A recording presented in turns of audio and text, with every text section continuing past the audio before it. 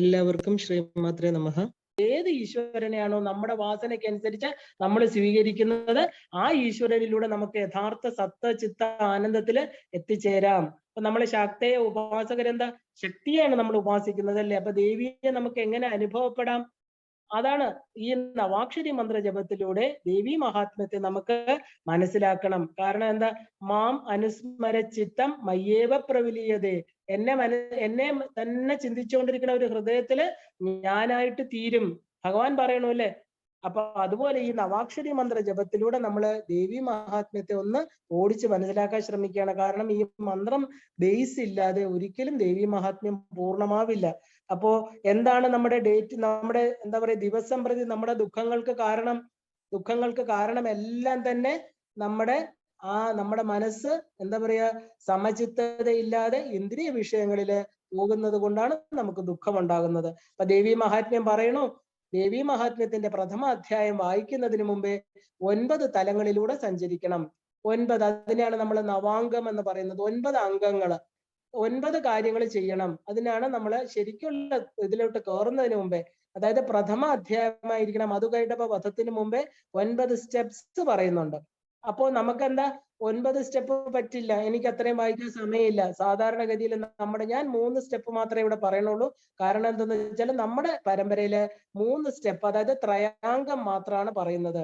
കാരണം നമ്മുടെ ആ ഒരു കാമ്യകർമ്മങ്ങൾക്കാണെങ്കിൽ 9 അംഗങ്ങളും വായിക്കണം. ദേവി മഹാത്മ്യം ഒരു കാമ്യകർമ്മം, അതായത് കുട്ടികൾ ജനിക്കാന്, ജോലി കിട്ടാന്, വിവാഹത്തിന്, ഇല്ലെങ്കിൽ ദുഷ്ടരിൽ നിന്ന് സംരക്ഷിക്കാനൊക്കെ ആണെങ്കിൽ നമ്മൾ കാമ്യകർമ്മങ്ങൾക്കെല്ലാം 9 സ്റ്റെപ്പും വായിക്കണം. അല്ലാത്തവരെന്ത് വേണം? കാമ്യകർമ്മങ്ങൾക്ക് അല്ലാത്തവര് ഈ പറയുന്ന 3 സ്റ്റെപ്പ് വായിക്കണം. അതിനെയാണ് ത്രയാംഗം എന്ന് പറയുന്നത്. കാരണം നമുക്ക് ഏറ്റവും വേണ്ടത് ഈ ഒരു ഉപാസനയില് ദേവി മഹാത്മ്യം വായിക്കുന്ന എന്തിനാണ്? ഭക്തിക്കും മുക്തിക്കും വേണ്ടിയിട്ടാണ് അല്ലെ. അങ്ങനെയുള്ളവർക്ക് കവചം, അർഗളം, കീലകം, ഇങ്ങനെ 3 ഭാഗങ്ങൾ വായിക്കണം. നമ്മൾ ആദ്യം അർഗളമാണ് വായിക്കുന്നത്. അർഗളം എന്ന് പറഞ്ഞാൽ സാക്ഷിയാണ്, നമുക്ക് എല്ലാം അറിയാം. ആ ഒരു അർഗളം വായിക്കുക എന്ന് പറഞ്ഞാൽ നമ്മൾ സാക്ഷി എടുക്കുക എന്നർത്ഥം. കാരണം നമുക്ക് ഇതുവരെ ദേവി എനർജി എക്സ്പീരിയൻസ് ചെയ്യാൻ പറ്റിയിട്ടില്ല അല്ലെ. നവാക്ഷരി മന്ത്രജപത്തിലൂടെ ഈ സത്യത്തെ അറിഞ്ഞതിന് ശേഷം ഈ ദേവി മഹാത്മ്യം വായിക്കുമ്പോഴാണ് നമ്മൾ ആദ്യമായിട്ട് നവാക്ഷരി മന്ത്രം എന്ന് പറയുന്ന ആ മന്ത്രം എന്താണ്? നമുക്ക് സാക്ഷിയാണ്. അതായത് നമ്മുടെ പൂർവജന്മാർജിത കർമ്മങ്ങളിൽ നിന്ന് ഇതുവരെ അടച്ചിട്ടിരുന്ന നിലവറയുടെ ഉള്ളിലേക്ക് ആ ഒരു സാക്ഷ്യം മാറ്റി നമ്മൾ കയറുകയാണ്. ദേവി എനർജിയെ എക്സ്പീരിയൻസ് ചെയ്യാൻ പോവുകയാണ്. നമ്മുടെ പാപകർമ്മ ഫലങ്ങളെല്ലാം, പാസ്റ്റ് ജന്മങ്ങളിലുള്ള പാപകർമ്മങ്ങളെല്ലാം ഇല്ലാതാക്കുകയാണ്.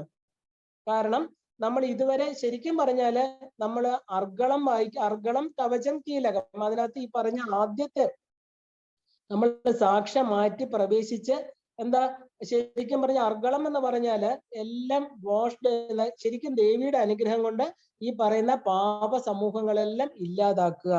അപ്പൊ അതുകൊണ്ടാണ് നമ്മൾ അർഗളത്തിൽ പറയുന്ന രൂപം ദേഹി, ജയം ദേഹി, യശോ ദേഹി, ദിശോ ജഹി.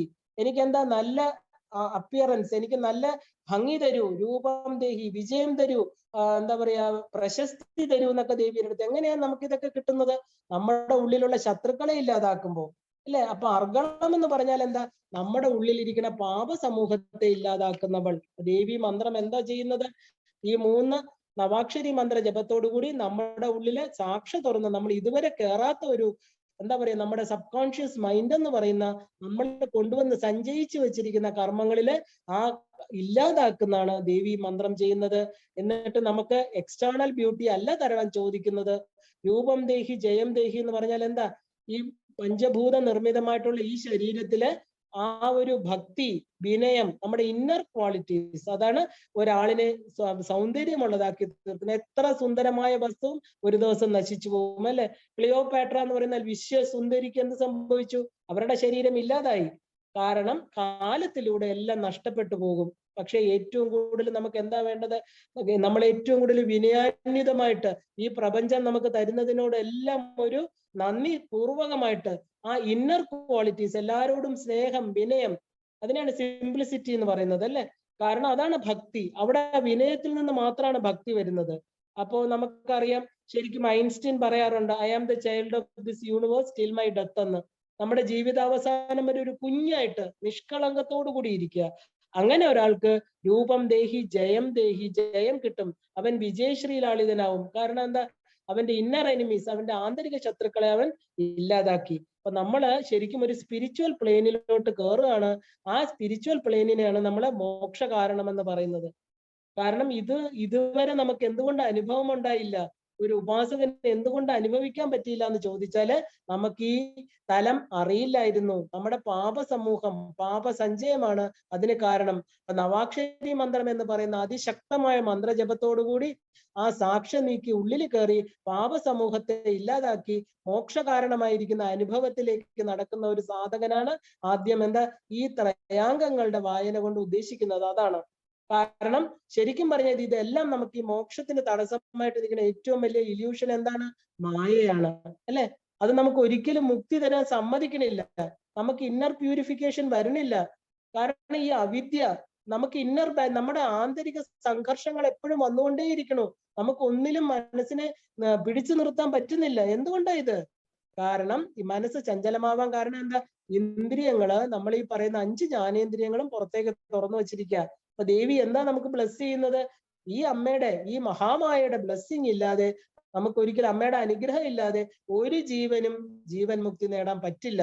ഈ പ്രപഞ്ചത്തിൽ പുഴു മുതൽ ബ്രഹ്മാവ് വരെയുള്ള ആ ബ്രഹ്മ കീട ജനനിയാണ് ദേവി. എല്ലാവർക്കും മുക്തി കൊടുക്കുന്നവളാണ്. പക്ഷെ എന്താ? അതിനൊരു പ്രോസസ് ഉണ്ടല്ലേ? ഒരു ജീവൻ മുക്തി പദത്തിലേക്ക് എത്തണമെങ്കിൽ എന്ത് വേണം?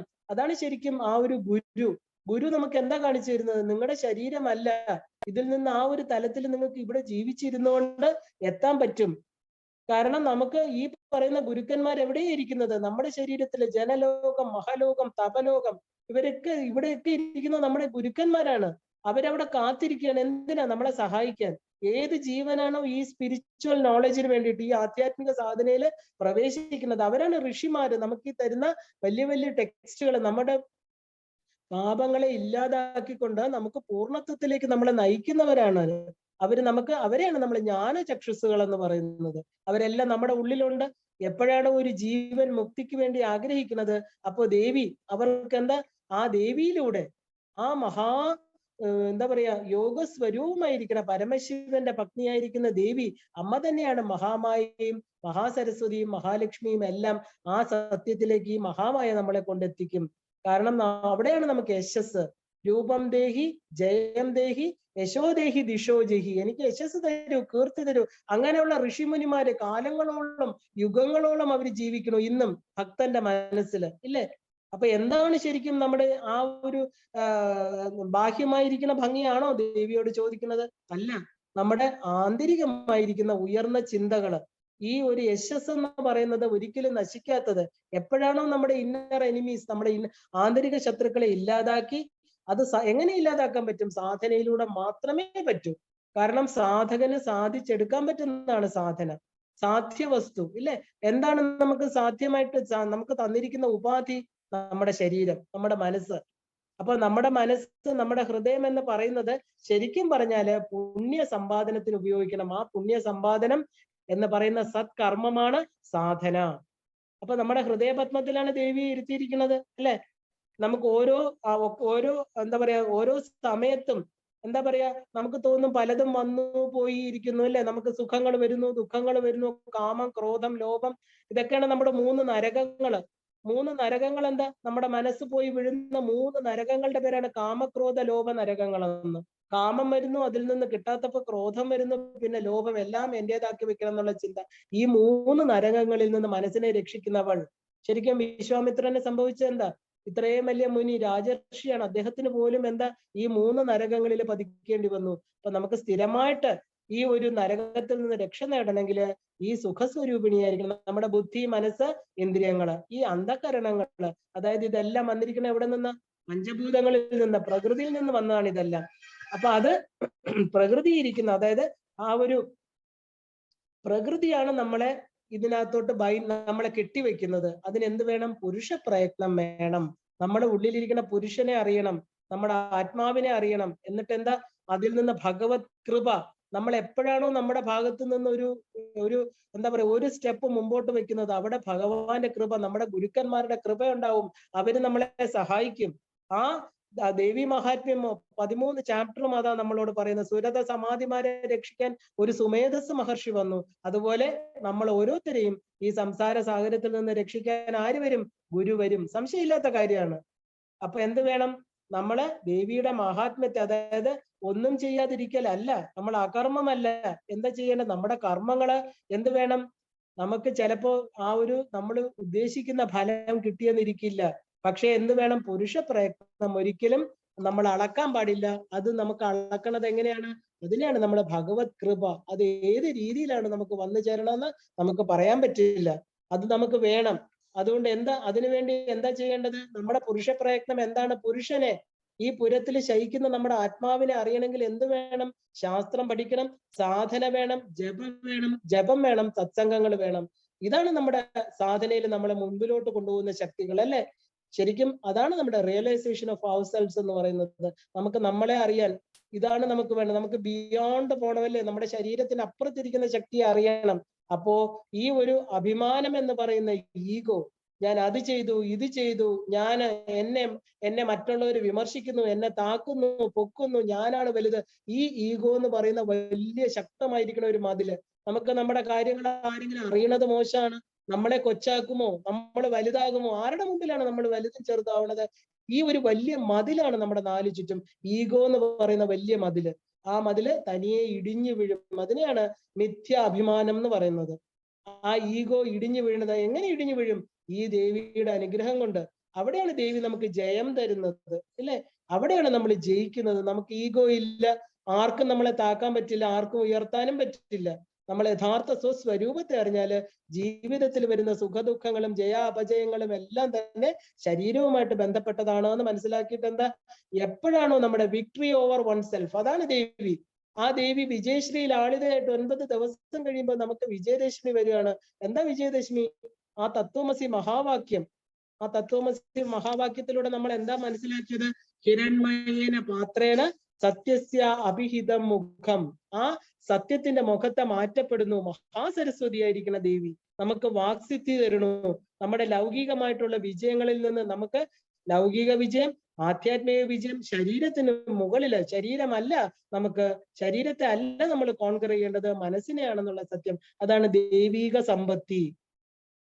ശരിക്കും പറഞ്ഞാല് നമ്മുടെ വാക്സിദ്ധി എന്ന് പറഞ്ഞാല് നമ്മുടെ നാവിനെ ശുദ്ധമാക്കുക. നമുക്ക് ആവശ്യമില്ലാത്ത അൺനെസസറി ആയിട്ടുള്ള വാക്കുകൾ നമ്മൾ സംസാരിക്കുക, സത്യത്തെ മാത്രം പറയുക. എപ്പോഴും നമ്മൾ കള്ളം പറയാൻ തുടങ്ങിയ ഒരു കള്ളത്തിന് പകരം വേറൊരു കള്ളം പറഞ്ഞ് ആ കള്ളം ഇങ്ങനെ തുടർക്കഥയാകും നമ്മുടെ ജീവിതത്തിൽ, അല്ലേ? അപ്പൊ നമുക്ക് വാക്സിദ്ധി എന്ന് പറഞ്ഞാൽ എന്താ? സത്യം പറയുക. ജയം എന്ന് പറഞ്ഞാല് ശരിക്കും പറഞ്ഞാല് total annihilation of ego and expansion and experience oneness എന്നാണ് വിവേകാനന്ദ സ്വാമി പറയുന്നത്. എപ്പോഴാണോ ഈഗോ കൊളാപ്സ് ചെയ്യുന്നത് അപ്പൊ മാത്രമേ എനിക്ക് എന്നെ അനുഭവിക്കാൻ പറ്റൂ. അതുകൊണ്ട് സത്യം വദ, ധർമ്മം ചര, ഏറ്റവും സ്പിരിച്വാലിറ്റിയിൽ വേണ്ട 2 വാക്കുകളാണ്. അതാണ് ഡിവൈൻ തോട്ട്സ്. അപ്പൊ നമ്മൾ ചോദിക്കുന്ന ആപത്തി കിം കരണീയം, നമ്മൾ ചോദിക്കുന്ന നമ്മുടെ ആപത്തിൽ ആര് സഹായിക്കും? അപ്പൊ നമുക്ക് മനസ്സിലായി എന്താ? സ്മരണീയം ചരണയുഗളം അമ്പായ, ആ അമ്മയുടെ പാദങ്ങളെ സ്മരിച്ചാൽ മാത്രം മതി. ആ അമ്മ നമ്മളെ രക്ഷിക്കും. എങ്ങനെയായിട്ട്? നമ്മൾ ഈ ദേവിയെ ഈ രീതിയിൽ മനസ്സിലാക്കണം, നമ്മുടെ മനസ്സിനെ ശുദ്ധീകരിക്കണം. അതാണ് 3ാമത്തെ സ്റ്റെപ്പ്. ദേവി മഹാത്മ്യം കീലകം ആണിയടിക്കണം. കാരണം ദേവി മഹാത്മ്യം എന്ന് പറയുന്ന പവർ ഹൗസ്, അതൊരു ശക്തി സ്രോതസ്സാണ്. അതൊരു എന്താ പറയാ, അറ്റോമിക് എനർജിയാണ്. അതിന് ആദിയും അന്തവും ഇല്ല. അതിശക്തമായിരിക്കുന്ന ദേവി സമ്പത്തി മുഴുവനും ഈ 700 നാമങ്ങളിൽ വെച്ചിരിക്കുകയാണ്. ദുർഗാ സപ്തശതി, ഗ്രേറ്റ് പവേഴ്സ്, നമ്മൾ കണ്ടിട്ടില്ലാത്ത ഗുഹ്യമായിരിക്കുന്ന രഹസ്യമായിരിക്കുന്ന ഒരു കലവറയാണ് ഈ ദേവി മഹാത്മ്യം. ഒരു ഇഗ്നോറന്റ്, ഒരു എന്താ പറയാ, അജ്ഞാനിയായിട്ടുള്ള മനുഷ്യന് എന്താ പറയാ, അവർക്കത് മനസ്സിലാവില്ല. കാരണം എന്താ? അവർക്ക് ഈ ഡിസ്ട്രക്റ്റീവ് പവേഴ്സിനെ അറിയാം. നമ്മള് ഈ ഡിസ്ട്രക്റ്റീവും കൺസ്ട്രക്റ്റീവിനെയും അറിഞ്ഞാൽ മാത്രമേ നമ്മുടെ ഉള്ളിലാണ് ഇത് രണ്ടും അറിഞ്ഞിട്ട് ദേവി ഓരോ ചാപ്റ്ററിലൂടെ, ഓരോ ചരിതത്തിലൂടെ നമ്മുടെ ഉള്ളിലിരിക്കുന്ന മധു, കൈടബൻ, മഹിഷാസുരൻ തുടങ്ങി അവസാനത്തെ ചരിതം, അതാണ് ആ ഒരു ബ്രഹ്മഗ്രന്ഥി, വിഷ്ണുഗ്രന്ഥി, രുദ്രഗ്രന്ഥി വിഭേദിനി. അമ്മയുടെ 3ാമത്തെ തലം ഏതാ? ഏറ്റവും രുദ്രഗ്രന്ഥി, അല്ലേ? അവിടെ എത്ര ചാപ്റ്റേഴ്സ്?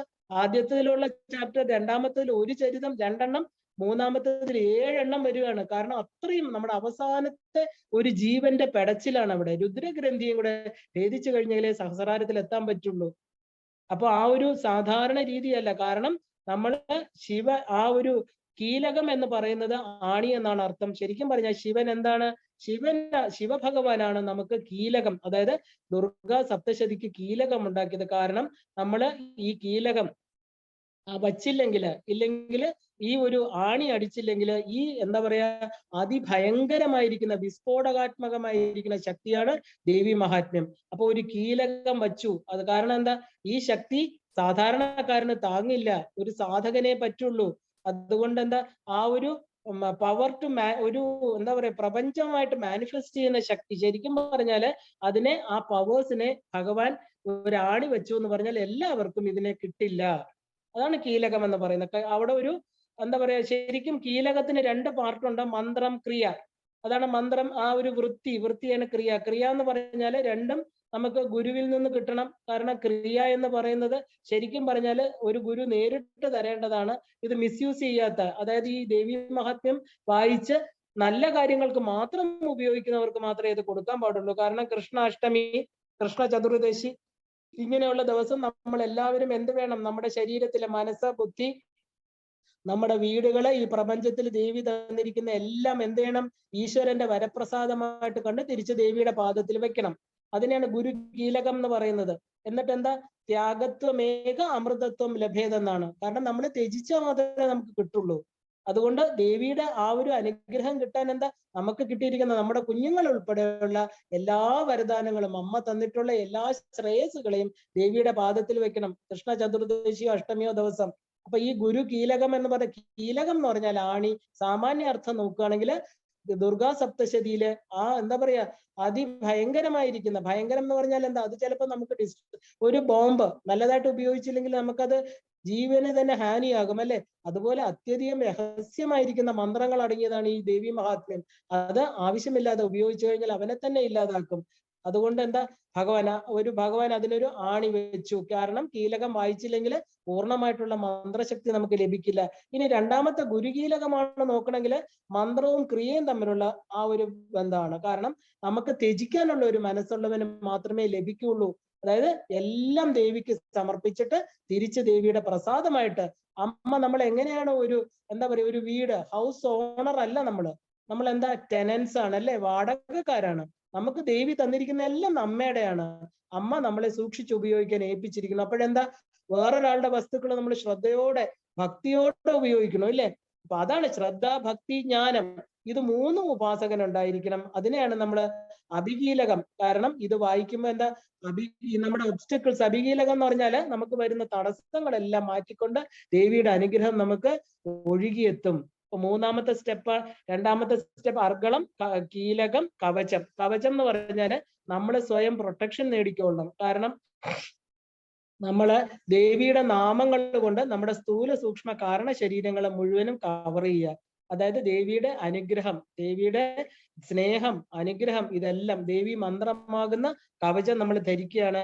കാരണം നമ്മളൊരു ഒരു യുദ്ധക്ഷേത്രത്തിലാണ് നമ്മൾ നിൽക്കുന്നത്. ഈ പ്രപഞ്ചമാകുന്ന യുദ്ധക്ഷേത്രത്തില് അവിടെ നമ്മുടെ എന്താ കരണങ്ങളെല്ലാം എന്താണ്? നമ്മളെ എന്തുകൊണ്ട് നമ്മുടെ ബോഡി, മൈൻഡ്, ബുദ്ധി, അല്ലെ? ഈ ബോഡി മൈൻഡ് കോംപ്ലക്സ് എന്ന് പറയും ചിന്മയാനന്ദ സ്വാമികള്. നമ്മള് യുദ്ധത്തിന് നിൽക്കുന്ന നമുക്ക് എന്താ? യുദ്ധത്തിൽ നമുക്ക് നമ്മുടെ എന്താ പറയുക സേനാ നായകര് നമ്മുടെ മനസ്സും ശരീരവും ബുദ്ധിയും 3 എണ്ണം. അപ്പൊ ഈ മൂന്നെണ്ണത്തിലും എന്താണ്? ദേവി ഇരിക്കണം, ദേവിയുടെ അനുഗ്രഹം ഉണ്ടാവണം, അല്ലെ? ശരിക്കും പറഞ്ഞാല് എപ്പോഴാണോ സൂര്യൻ ഉദിക്കുന്നത് അപ്പോഴാണ് ഇരുട്ടില്ലാതാകുന്നത്. അതുപോലെ നമ്മൾ ദേവിയുടെ പ്രൊട്ടക്ഷൻ, കവചം എന്ന് പറഞ്ഞാൽ ദേവിയുടെ അനുഗ്രഹമാകുന്ന പ്രൊട്ടക്ഷൻ നമുക്ക് കിട്ടുകയാണ്. എവിടെ നിന്ന്? ഈ പ്രപഞ്ചത്തിന്റെ നെഗറ്റിവിറ്റി, അതായത് അജ്ഞാനം, ആ ആവരണങ്ങളില്ലേ, ദുർവാസനകളിൽ നിന്നെല്ലാം പ്രൊട്ടക്ഷൻ ഒറ്റ കവചമേ നമുക്ക് കൊണ്ടു. എന്താ? ദേവി മന്ത്രമാകുന്ന കവചം. കവചം എന്ന് പറഞ്ഞാല് ശരിക്കും പറഞ്ഞാല് എന്താ പറയാ, നമ്മുടെ ഗുരുജി പറയും പോലെ understanding the truth that she alone exist. അമ്മ മാത്രമേ ഉള്ളൂ ഈ പ്രപഞ്ചത്തില്. ആ ഒരൊറ്റ അറിവിനാണ് നമ്മൾ കവചം എന്ന് പറയുന്നത്. ഇതിനെയാണ് നമ്മൾ വിസ്ഡം, സർവ ആപത്തി നിവാരണം. ഈ ഒരൊറ്റ അറിവ്, ഇവിടെ എല്ലാം അമ്മയാണ്. എനിക്ക് ശത്രു ഞാൻ തന്നെയാണ്. കാരണം എന്റെ ഉള്ളിലിരിക്കുന്ന എന്റെ മനസ്സാണ് എന്റെ ശത്രു. ഇവിടെ എല്ലാം അമ്മയാണെന്ന് തിരിച്ചറിഞ്ഞാൽ നമുക്ക് എവിടെയാ ശത്രു? ചിന്തിച്ചു നോക്കൂ, നമുക്ക് ആരോടാ ശത്രുത? ചിലരുടെ പെരുമാറ്റത്തോടായിരിക്കാം. പക്ഷെ നമുക്ക് ഒരിക്കലും ഒരു പൂർവ്വ വൈരാഗ്യമോ, നമുക്ക് ആ ഒരു വൈരാഗ്യം എന്നെന്നും നിലനിൽക്കാനോ പാടില്ല. കാരണം എല്ലാവരുടെ ഉള്ളിലിരിക്കുന്നത് ദേവിയാണ്. ചില കർമ്മങ്ങൾ തെറ്റായിട്ട് ചെയ്യുന്നു, അത് പറഞ്ഞു കൊടുത്ത് അവരെ നന്നാക്കി എടുക്കുക, അല്ലെ? അപ്പൊ ശരിക്കും പറഞ്ഞാല് ആപത്ത് എന്ന് പറഞ്ഞാല് സമ്പത്തിനെ അറിയാത്തത് കൊണ്ടാണ്. സമ്പത്ത് എന്ന് പറഞ്ഞാൽ എന്താ? സമ്പത്ത് നമ്മുടെ ദൈവീ ശക്തി തന്നെയാണ് നമ്മുടെ ഉള്ളിലുള്ള. അപ്പൊ ഇതെല്ലാം നമ്മള് എന്താ പറയാ, നമ്മൾ എന്ത് പൂജകൾ ബാഹ്യം ചെയ്താലും നമ്മുടെ ഉള്ളിലിരിക്കുന്ന മനസ്സിന് മാറ്റം വരാതെ നമുക്ക് ദേവിയുടെ അനുഗ്രഹം കിട്ടില്ല. ശരിക്കും പറഞ്ഞാൽ അതൊരു വസന്ത മാരുതനെ പോലെയാണ് അമ്മയുടെ അനുഗ്രഹം എന്ന് പറയണത്. കാരണം അമ്മ എന്ന് പറഞ്ഞാൽ ആരാ? ഏറ്റവും കൂടുതൽ തന്റെ മക്കളെ ഇഷ്ടപ്പെടുക, സ്നേഹിക്കുക, ഇല്ല, യാതൊരു വിധത്തിലുള്ള ശത്രുതാ മനോഭാവം ഇല്ലാതെ ചേർത്ത് നിർത്തുന്ന അമ്മയാണ്. നമ്മുടെ ഹൃദയത്തിൽ ഇരിക്കുകയാണ് ദേവി. ആ ദേവിയെ മനസ്സിലാക്കിക്കൊണ്ട് എന്ത് വേണം? എപ്പോഴും അവിടെ ഉണ്ട്. അമ്മയെ നമ്മൾ അപ്പൊ നമുക്ക് ആരോടും വിദ്വേഷമില്ല, മമത്വമില്ല. കാരണം ഇവിടുത്തെ എല്ലാം അമ്മയാണ്, അമ്മയുടേതാണ്. പിന്നെ എന്താ നമ്മൾ എന്തിനോട് ഈ ആസക്തി വെക്കേണ്ടത്? അപ്പൊ ശരിക്കും പറഞ്ഞാല് ഈ ഒരു ഭാവം, ഈ 3 അർഗള കവച കീലകങ്ങളെല്ലാം തന്നെ നമ്മൾക്ക് സർവരക്ഷ, സർവ ആപത്തി നിവാരണം, ഇത് രണ്ടും നമ്മൾ എവിടെ എത്തിച്ചേർക്കും? മുക്തിപദത്തിലേക്ക് എത്തിച്ചേർക്കും. ഈ ദേവി മഹാത്മ്യം വായിക്കുന്നതിന് മുമ്പ് എന്തിനാണ് ഈ 3 സ്റ്റെപ്പ് നമ്മൾ ചെയ്യണമെന്ന് ചോദിച്ചു കഴിഞ്ഞാൽ ഈ 3 കാര്യങ്ങൾ ഉറപ്പാക്കുക ചെയ്യുക. ഇപ്പൊ ദേവി മഹാത്മ്യം എന്ന് പറയുന്ന മാർക്കണ്ഡേയ പുരാണത്തില് ഈ പറയുന്ന എന്താണോ ഒരു പുരാണത്തിന് വേണ്ട സർഗം, പ്രതിസർഗം, വംശം, മന്വന്തരം, ഈശ്വര ചരിതം, ഇതെല്ലാം ചേർന്ന പൂർണ്ണമായിരിക്കുന്ന ഒരു ടെക്സ്റ്റാണ് ഈ ദേവി മഹാത്മ്യം. കാരണം ഇതിനകത്തിരിക്കുന്ന എല്ലാം മന്ത്രമാണ്. നമുക്കറിയില്ല, കാരണം മന്ത്രത്തെ മുഴുവനും ഓരോ സെന്റൻസിലും സന്നിവേശിപ്പിച്ചിരിക്കുകയാണ്. ആദ്യത്തെ അധ്യായത്തിൽ തന്നെ അനേക മന്ത്രങ്ങളുണ്ട്. അപ്പൊ നമുക്കറിയാം ആ ഒരു എന്താ പറയാ, 7ാമത്തെ മനു അല്ലേ, വൈവസ്വത മനു, ആ സൂര്യന്റെ പുത്രനായിരിക്കുന്ന വൈവസ്വതൻ. ഇനി നമുക്ക് ശരിക്കും പറഞ്ഞാല് അടുത്ത മനു, അതായത് വൈവസ്വതൻ കഴിഞ്ഞാൽ സാവർണി മനുവാണ് വരുന്നത്. സവർണ അതായത് സപ്ഞാദേവി, ഛായാദേവി എന്ന് പറഞ്ഞ സൂര്യന്റെ 2 ഭാര്യമാര്. അപ്പൊ അതിലുള്ള പുത്രനാണ്. അപ്പൊ ഈ ജൈമിനി മഹർഷി എന്ന് പറയുന്ന, അതായത് ജൈമിനി പറയുന്നു എന്താണ് ആ ഒരു പുണ്യം, ആ സാവർണി മനു എങ്ങനെയാണ് ഇനി വരുന്ന മന്വന്തരത്തിൽ മനുവാകാൻ കാരണം, അദ്ദേഹത്തിന് എങ്ങനെ 8ാമത്തെ മനുവാൻ ഇത്രയും വലിയൊരു പൊസിഷൻ, എല്ലാവർക്കും മനുവാകാം ഇല്ലേ? ചിന്തിക്കുന്നവൻ മനു, മനനം ചെയ്യുന്നവൻ മനു, നമുക്കും എല്ലാം മനുവിന്റെ സ്ഥാനത്ത് എത്താം. പക്ഷെ എന്ത് വേണം?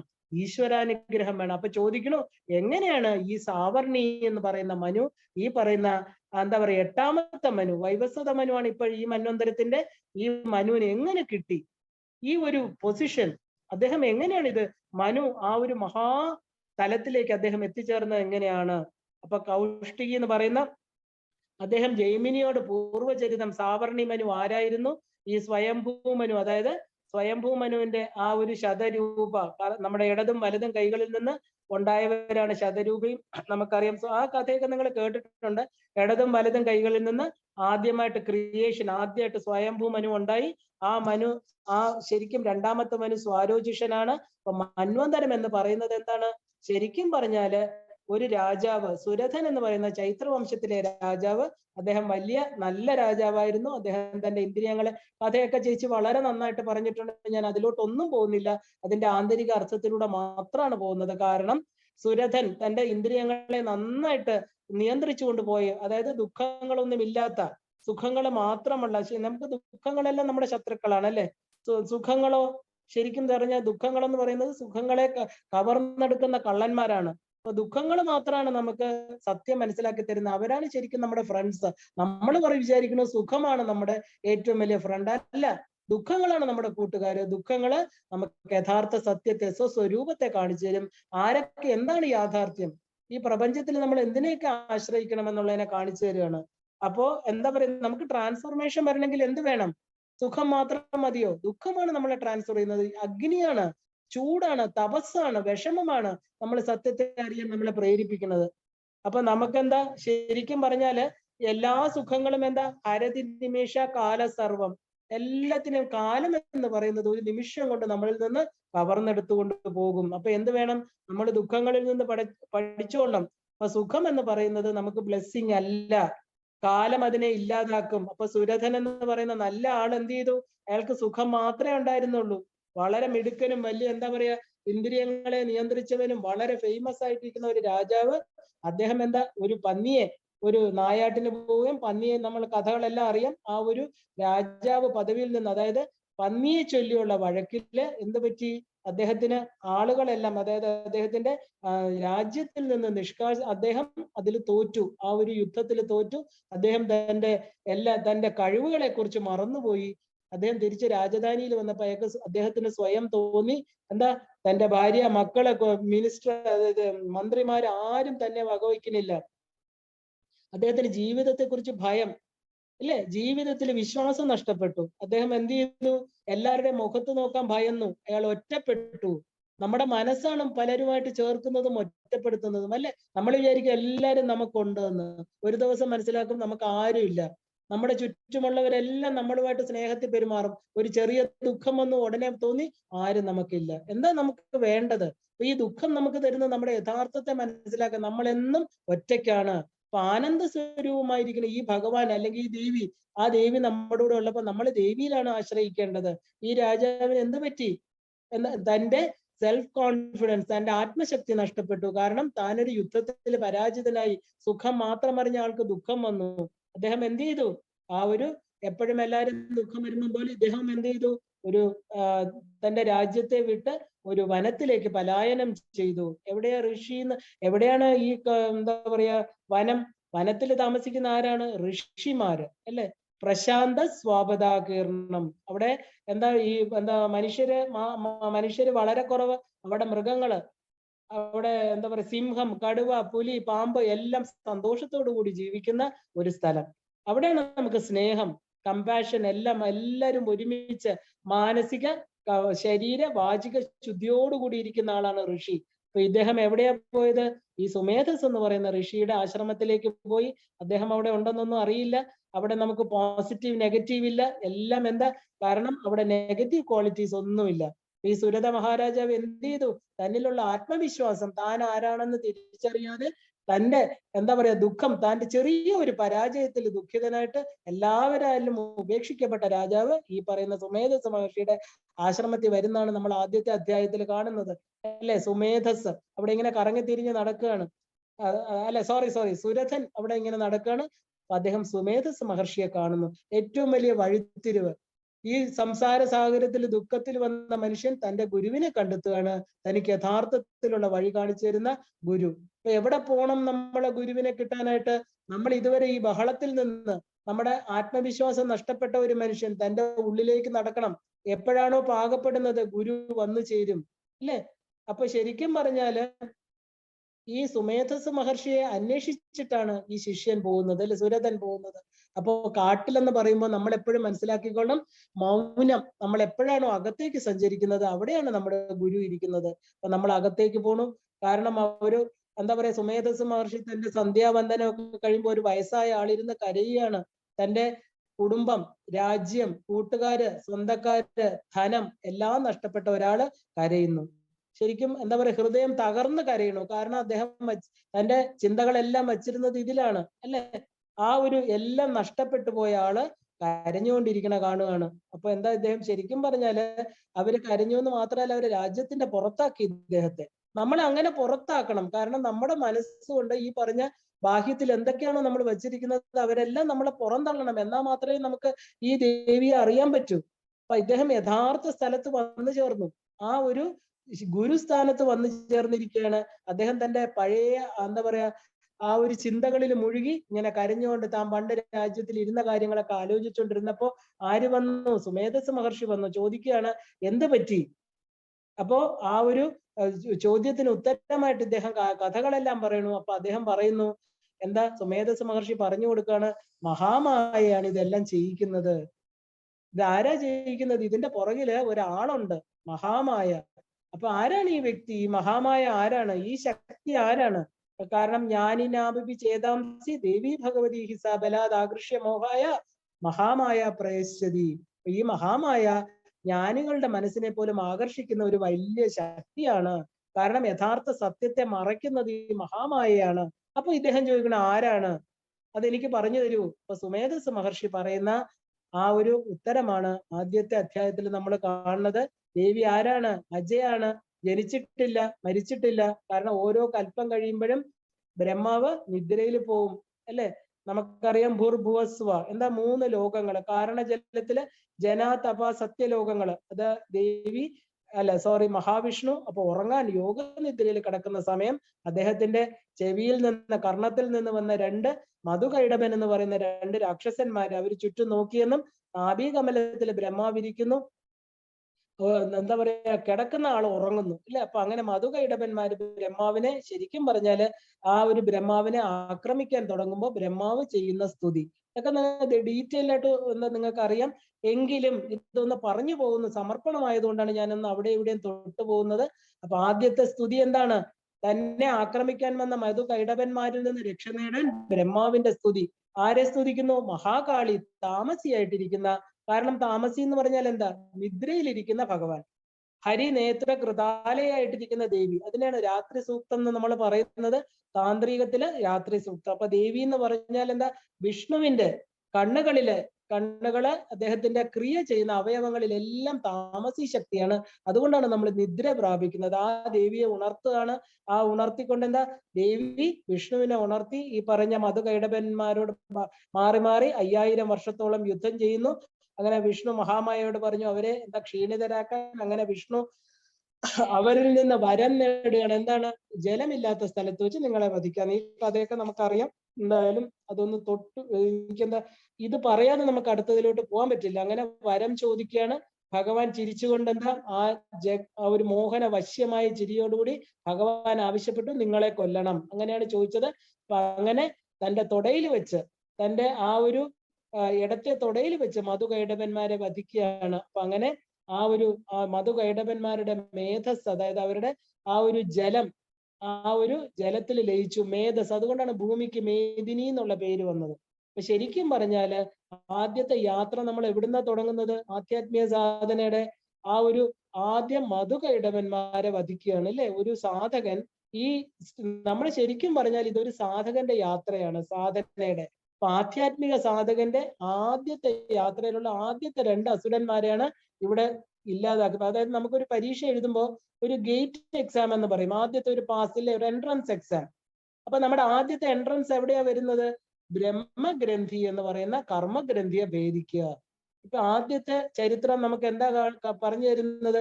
ബ്രഹ്മഗ്രന്ഥി വിഭേദിനി. നമുക്കറിയാം നമ്മളെല്ലാം നമ്മുടെ കർമ്മങ്ങളുമായിട്ട് അറ്റാച്ച്ഡ് ആണ് അല്ലെ? നമ്മളെല്ലാം ഗൃഹസ്ഥന്മാരാണ്. എന്താ? മെറ്റീരിയൽ വസ്തുക്കളെയാണ് നമ്മൾ ഗൃഹം, അല്ലെങ്കിൽ ഗൃഹാതി ഇതി ഗൃഹം. എന്താ? നമ്മൾ താമസിക്കുന്ന ഗൃഹം. ഗൃഹം എന്ന് പറഞ്ഞാല് നമ്മൾ ഈ മണ്ണും കല്ലും വെച്ചുണ്ടാക്കിയ ഗൃഹമല്ല, നമ്മുടെ ശരീരമാണ് നമ്മുടെ ഗൃഹം.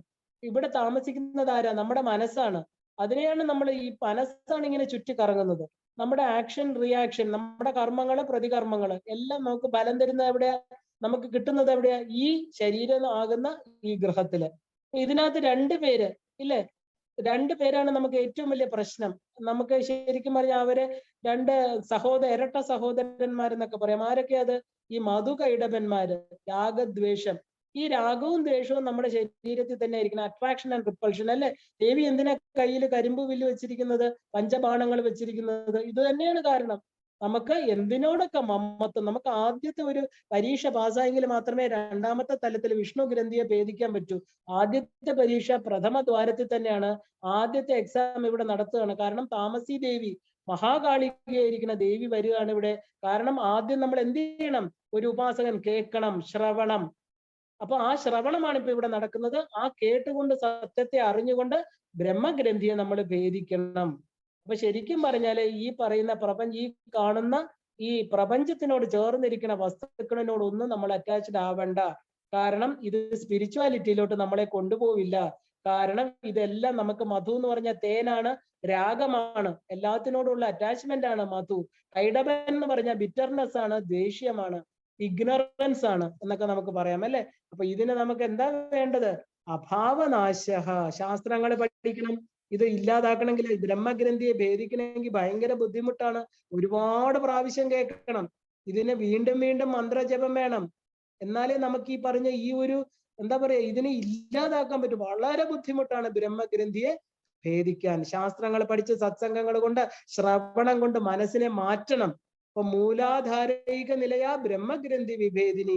ഈ ബ്രഹ്മാവ് എന്ന് പറയുന്ന ക്രിയേറ്റീവ് പവർ, ഈ സൃഷ്ടി മുഴുവനും ചെയ്യുന്നത് ബ്രഹ്മാവാണ് അല്ലേ? അപ്പൊ അവിടെ നമുക്കുണ്ടാകുന്ന നമ്മുടെ ക്രിയേറ്റിവിറ്റിയെ ഇല്ലാതാക്കുന്ന, നമ്മുടെ എന്താ നമ്മുടെ എന്തിനോടൊക്കെയാണോ ഈ ശരീരം അറ്റാച്ച്ഡ് ആയിരിക്കുന്നത്, നമ്മുടെ പേരൻസ്, നമ്മുടെ ഫോർ ഫാദേഴ്സ്, സർക്കംസ്റ്റൻസ്, ഇതെല്ലാം നമ്മളെ പിടിച്ച് കെട്ടിയിട്ടിരിക്കുന്ന ആ ആധാരം ഏതാണെന്ന് ചോദിച്ചാല് മൂലാധാര സ്വാധിഷ്ഠാന ചക്രങ്ങള്. അതിനെയാണ് ബ്രഹ്മഗ്രന്ഥി എന്ന് പറയുന്നത്. അപ്പൊ ആദ്യം ഈ നമ്മുടെ എന്തൊക്കെയാണോ ഈ പറയുന്ന പാഷൻസ് നമ്മളെ ഇല്ലാതാക്കുന്ന എന്താണ്?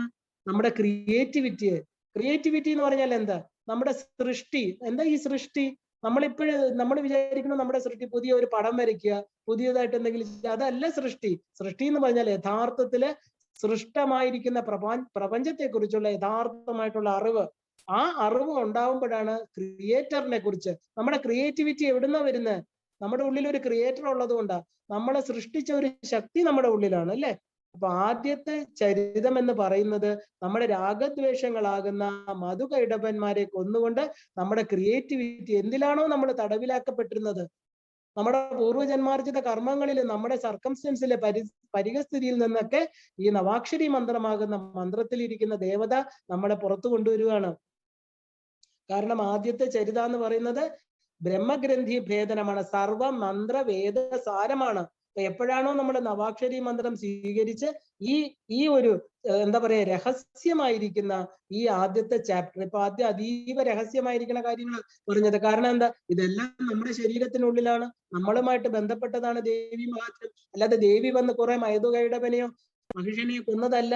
ഈ എന്റെ രഹസ്യം, നമ്മുടെ ജീവിതത്തിന്റെ സ്ട്രഗിള്, നമ്മൾ എന്തുകൊണ്ടാണ് നമ്മൾ ഓരോരുത്തരും ദുഃഖിതരാകുന്നത്, നമുക്ക് അനുഭവം കിട്ടാത്തത് എന്താ? നമ്മളെ ദേവിയെ അറിയുന്നില്ല. മാമനുസ്മര യുജ്യത. ഭഗവാൻ പറയണു, എന്നെ ചിന്തിക്കൂ, എപ്പോഴും നിന്റെ ഉള്ളിലിരിക്കണ എന്നെ വിചാരിച്ചുകൊണ്ടിരിക്കൂ. എപ്പോഴാണോ നവാക്ഷരി മന്ത്രത്തിലൂടെ നിങ്ങൾക്ക് ഇനിസിയേഷൻ കിട്ടുന്നത്, ദേവി ചണ്ഡിക, ആ ദേവി നമ്മുടെ ഉള്ളിൽ മാനിഫെസ്റ്റ് ചെയ്ത് കഴിഞ്ഞു, അമ്മ വന്നു കഴിഞ്ഞു. അപ്പൊ ചോദിക്കും നവാക്ഷരി മന്ത്രം തന്നെ, അപ്പൊ പിന്നെ ഞാൻ എന്താ പറയാ പഞ്ചദശി മന്ത്രത്തെ എന്ത് ചെയ്യുന്നു? നവാക്ഷരി മന്ത്രം പഞ്ചദശി മന്ത്രത്തിനകത്ത് ഇൻകോർപ്പറേറ്റഡ് ആണ്. പഞ്ചദശി മന്ത്രം അൾട്ടിമേറ്റ് ആണ്. നവാക്ഷരി മന്ത്രം ത്രിഗുണാത്മികയായ ദേവിയാണ്. അപ്പൊ ഈ ത്രിഗുണങ്ങളെ നമ്മൾ അതിക്രമിച്ചാല് ഈ പറഞ്ഞ എന്താ പറയാ അൾട്ടിമേറ്റ് മന്ത്രമായിരിക്കുന്ന പഞ്ചദശിയിൽ കയറാൻ പറ്റൂ. ഈ 3 ഗുണങ്ങളെയും, സത്വരജസ് തമോ ഗുണങ്ങളെ നമ്മൾ അതിക്രമിക്കണം. അപ്പൊ നവാക്ഷരി മന്ത്രം എന്ന് പറയുന്ന അതിശക്തമായിരിക്കുന്ന ആ വിത്തിനെ പാകിക്കൊണ്ട് നമ്മൾ അർഗള കവച കീലകങ്ങളെ മനസ്സിലാക്കിക്കൊണ്ട് നമ്മൾ ഈ ടെക്സ്റ്റിലോട്ട് കയറുന്നതിന് മുമ്പ് എന്താ അശേഷ ആപത്ത് ഉന്മൂലനം ചെയ്യുന്ന ദുർഗാ പരമേശ്വരിയെ ഭജിച്ചുകൊണ്ട് വേണം ഈ പറയുന്ന ദേവി മഹാത്മ്യത്തിലേക്ക് കയറാൻ. ഇപ്പൊ ഞാൻ ആദ്യത്തെ അധ്യായം വരെയുള്ള ഒരു കാര്യങ്ങൾ ഓടിച്ചു പോയി. നമുക്ക് നാളെ ഇതിന്റെ ബാക്കിയും കൂടെ കണ്ട് ദേവി പാദങ്ങളിൽ നമ്മൾ എങ്ങനെയാണ് നമ്മ പൂർണ്ണമായിട്ട് ഈ പറയുന്ന പൂർണ്ണത്വത്തിലേക്ക്, അതായത് പഞ്ചദശി മന്ത്രമാകുന്ന പൂർണ്ണ സ്വരൂപിണിയായിരിക്കുന്ന സഹസ്രാരത്തിലേക്ക് ബ്രഹ്മഗ്രന്ഥിയെ ഭേദിച്ചു കഴിഞ്ഞാൽ നമ്മൾ ഓരോരുത്തരെയും വിഷ്ണു ഗ്രന്ഥിയും രുദ്രഗ്രന്ഥിയും ഭേദിച്ചുകൊണ്ട് ആ തലത്തിൽ എത്തിക്കാൻ നമ്മളെ സഹായിക്കും. അവിടെയാണ് നാരായണി സ്തുതി. എല്ലായിടത്തും തിരഞ്ഞു നിൽക്കുന്ന നാരായണനെ കണ്ട് സ്തുതിക്കുന്ന വ്യക്തി ആരാണോ അവൻ എവിടെ എത്തി? അവന്റെ രുദ്രഗ്രന്ഥിയെ ഭേദിച്ചു കഴിഞ്ഞു എന്നർത്ഥം. അപ്പോഴേ നമുക്ക് നാരായണനെയും നാരായണിയും അറിയാൻ പറ്റൂ. നമുക്ക് സർവമംഗളം തരുന്ന ആ നാരായണി ഭഗവതിയുടെ പാദത്തിൽ നമസ്കരിച്ചുകൊണ്ട് നമുക്ക് നാളെ കൂടെ ഇത് കണ്ട് പൂർണ്ണമായിട്ടൊന്ന് ഓടിച്ചു നോക്കി സമർപ്പിക്കാം എല്ലാവർക്കും. നമുക്ക് ഇന്ന് ഇവിടെ നിർത്താം. ശ്രീമാത്രേ നമഃ.